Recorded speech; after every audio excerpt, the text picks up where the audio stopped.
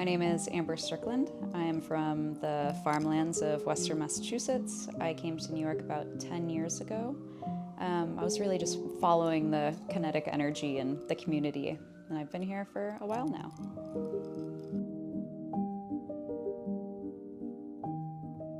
So what has inspired me to pursue my creative field? I would say it's less of an inspiration and more of a compulsion. Growing up in Western Massachusetts, really immersed into nature, I just really felt the need to encapsulate all of this beauty that I was seeing and I was experiencing. And it's evolved greatly in moving to New York City because now the mediums that I've worked with, whether it's insects or various flora from Western Massachusetts or other fauna, foxes, bobcats, etc., some artifacts of which I'll show. Now it's a thing of preservation and showcasing these things that I'm not privy to in New York City anymore. So it's evolved in this element where before it was commonplace for me to be immersed in all of these things, and now it's this totem of almost a chapter past, or like a world lost, or a world that's not, as tangible to me anymore.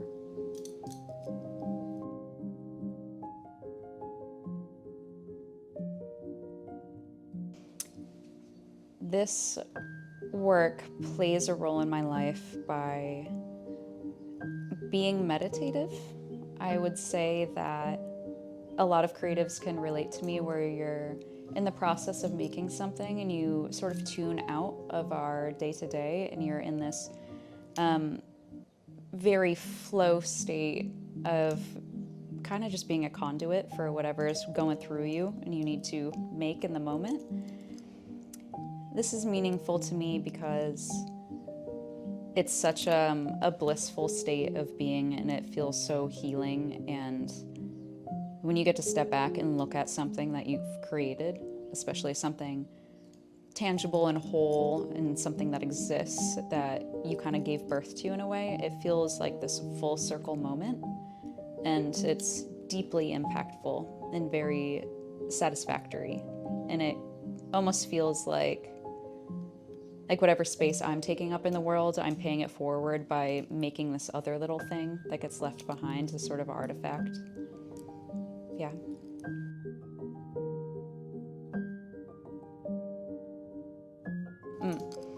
In terms of defining myself as a creative person in the world and what that identity means to me is it has a lot of different facets. It can be what I'm creating and what I'm making makes me feel creative because I'm in that whole process. It's also the expression of how I dress and how I exist as a human being, and how sometimes without having a voice and speaking, I'm still saying a lot. And that's been something that I've really tried to do since I was a wee kid. And it means a lot to me because it's so enmeshed with my identity, because it's not just what I make, but it's also how I make myself, how I present myself. It goes all the way through deep into me, and then also anything that I make. And it's one and the same with my identity, and how I am in the world is how I present myself in the world.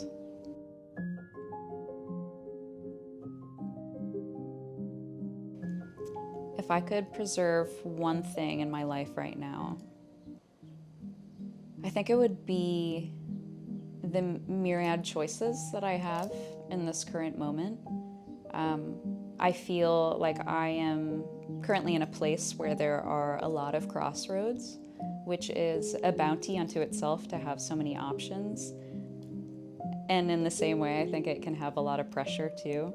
And not to be corny, but Sylvia Plath has that quote of the fig tree, and having all of these different options for our lives and different ways to, pursue what we want to pursue. And there's a kind of pressure in having all those options because you watch the figs fall over time if you don't seize them, but there's also such a pleasure and a privilege in having all of these options to begin with. So I would want to preserve being able to have that umpteenth amount of pivot points that I currently have.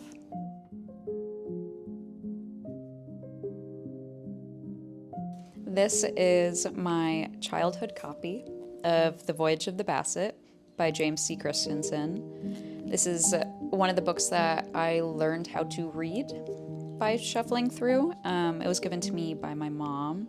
It has been immensely impactful on me as a human, as a creative, as an expressive person, as a being with any sort of vision.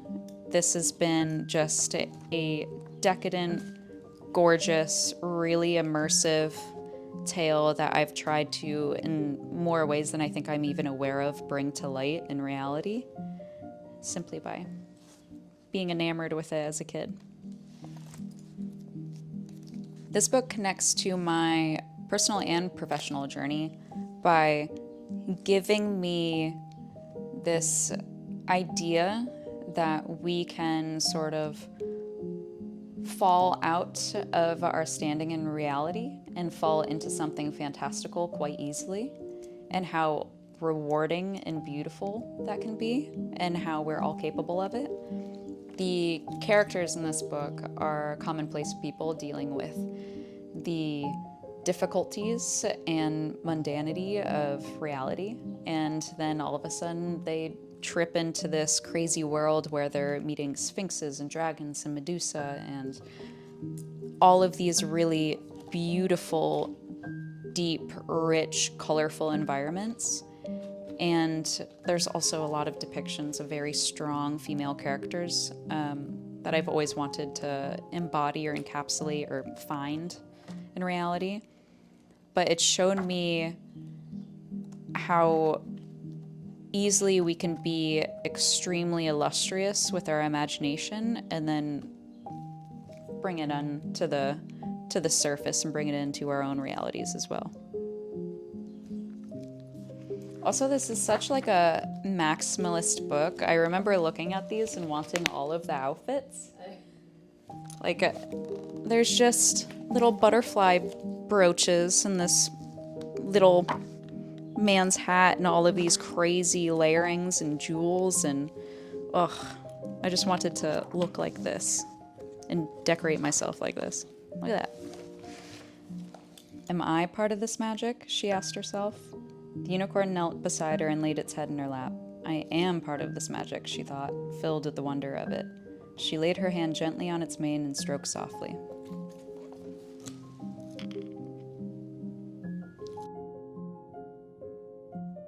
I remember being a kid reading that, and I was like, we are part of this magic.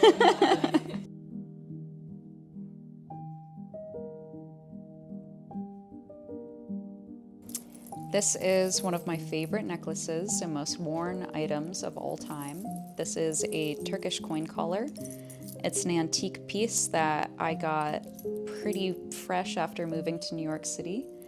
And it has been along the journey with me through a lot of personal growth and experiences that were pivotal times throughout my tenure in New York City.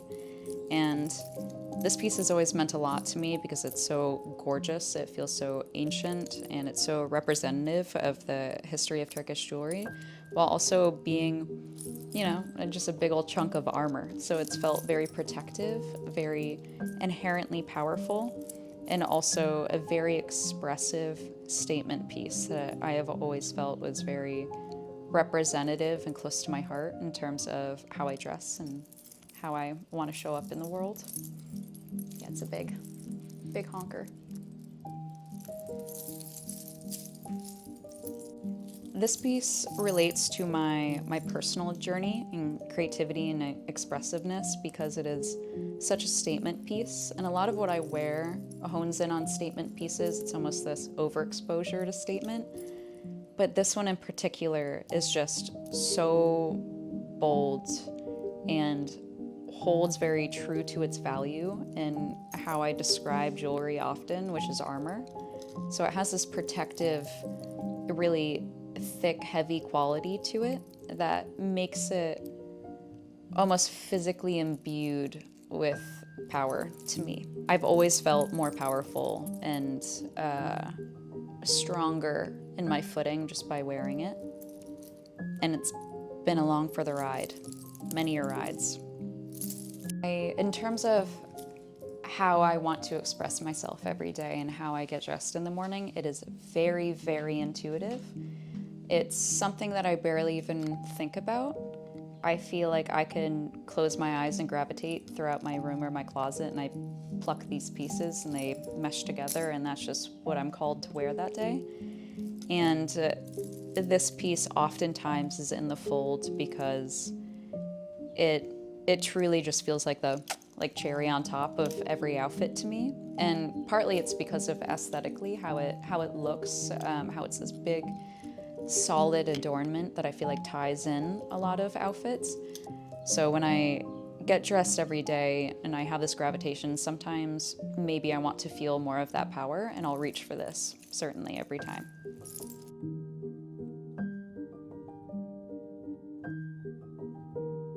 This is one of the first weebling insect preservation permanence pieces I ever made. I believe I was 15 when I made this piece, but this is something I don't think I'll ever part with because it's been such a reminder of my creative journey and how I've developed my style of making weepling pieces over the years. It's also very much a statement as to where I've come from, because the flora was collected from around my house in Western Massachusetts, my old stomping ground. All of this moss I hand-picked, I glued everything down. The quartz I found outside, all of the flowers I collected. The fox skull was carefully and respectfully taken from a backyard, and I cleaned it and wanted to have a piece that was an homage to the natural world that I was so infatuated with. I think I also had this reluctance in acknowledging the decay and the natural degradation process that happens with nature, and I wanted so badly just to take a moment to preserve it and capture it. So this is my attempt to do that. I also had the pleasure of raising umpteenth butterfly species, and this Russian shoemaker is one of them. I love the bright swath of blue on it and how it gives this electric quality to light up the skull. And yeah, this piece has always meant a lot to me. Little baby me made it. So the process of breeding the butterflies that I've utilized and honored throughout my art is a very intimate thing.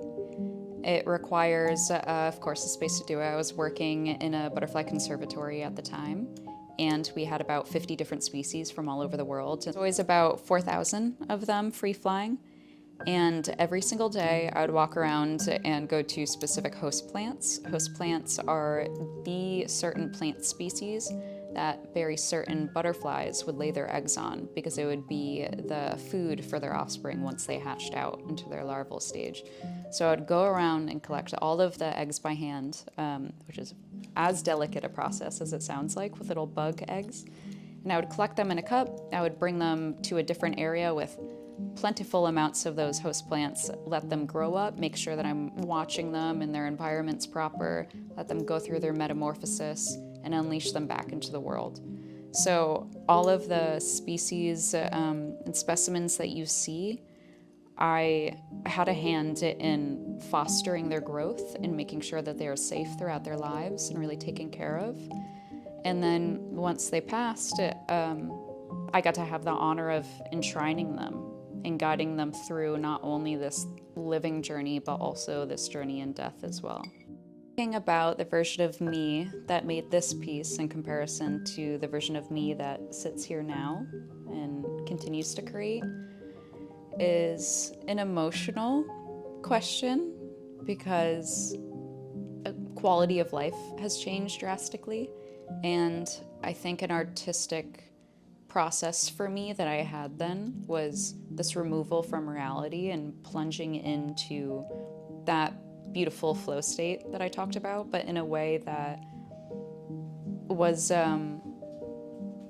emotionally helpful for me at the time. You know, when life is difficult, I think we oftentimes as humans gravitate to these things that help us, and oftentimes it is the creative process. So I think I was trying to navigate around things in my life that weren't so pretty by making pretty things. And I didn't feel so fulfilled at the time. So I wanted to make something that I had a taste of fulfillment through. And now I think little me would be proud. The little me that made this piece would be proud to see that now I have the pleasure of making things in a more comfortable way of wanting to highlight the beauty that I see instead of scavenging for it, which is a big honor to think about. Makes me choke up a little bit, actually.